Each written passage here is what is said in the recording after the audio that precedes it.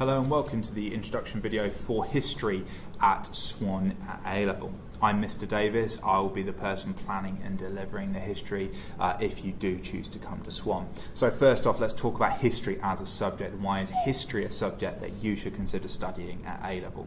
And in my view, history is one of the most important subjects that you could study. First off, it gives you context for the world as it is, and it allows you to understand your world. It will mean that you are the person in your future who, when things are happening politically, or when there is a big controversy, or when there is a big political event. I mean, this year has been the previous year has been full of these kind of events. You will understand why, or have the capacity to understand why, and the context of the events and why they're happening. Secondly, if we're looking at your A-levels as a step on a path to your future, history is a subject that, while it doesn't necessarily qualify you for a specific job, it is an incredibly flexible qualification. And what it will allow you to do is pursue virtually any degree at university within the arts or the humanities or literature, and pursue any job. History is a qualification that, when it appears on a CV, it is never looked down or it's never negatively looked at. It is always a qualification that carries an academic weight and a respect. And that is also something important, because although, yes, the 2 years you're with us are important, these are a step on a road to a future at life that doesn't involve, studying history at Swan.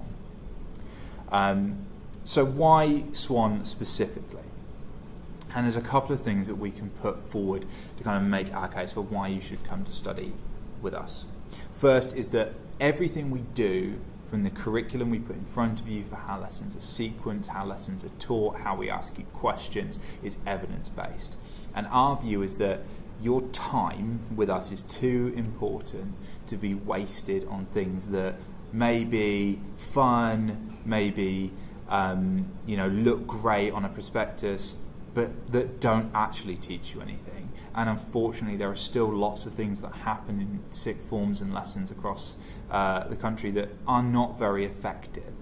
And so we always focus on taking your time seriously, and that means a lot of our lessons are based around the principle of direct instruction and deliberate practice, helping you become masters of the knowledge that you need. Second is we put knowledge first. A lot of sixth forms will talk about essay technique and exam technique, and I'm sure you have heard and been taught in GCSE that already. An exam technique and working out what the question wants is something you'll be familiar with. And our view is actually the knowledge needs to come first. Because you can know how to answer a question technically, you can know the structure, know the sentence starters, know your peel paragraphs, or your who, what, whys, or whatever technique. But if you don't know the content, it doesn't matter.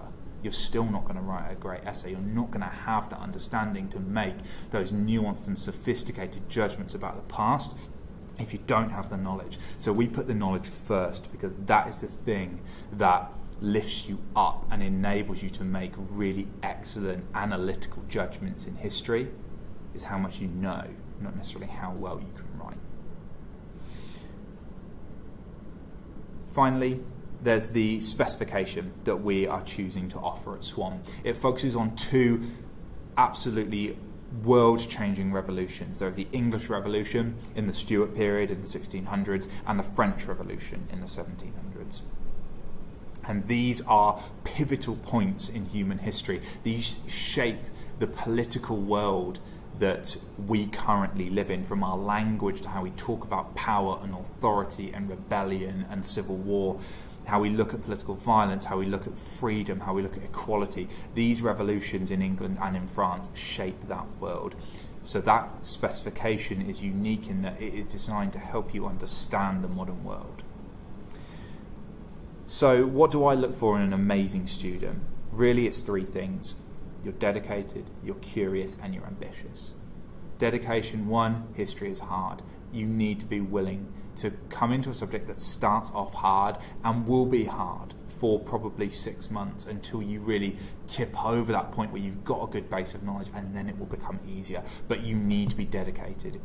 The students that do well in history are not ones who are naturally gifted. They're ones who come in from day one in September and work every day consistently. And that's what we need from you as a student. Second, you need to be curious. You need to ask questions. You need to be querying about ideas. You need to be sort of poking at the ideas that you're learning about until they fit together in your head. You also need to be willing to be curious about what we are asking you to do and how we're asking you to do it. We want you to be active participants in your learning.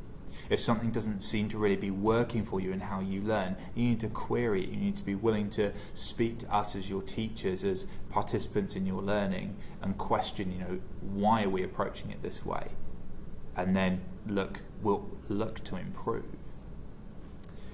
Finally, you need to be ambitious.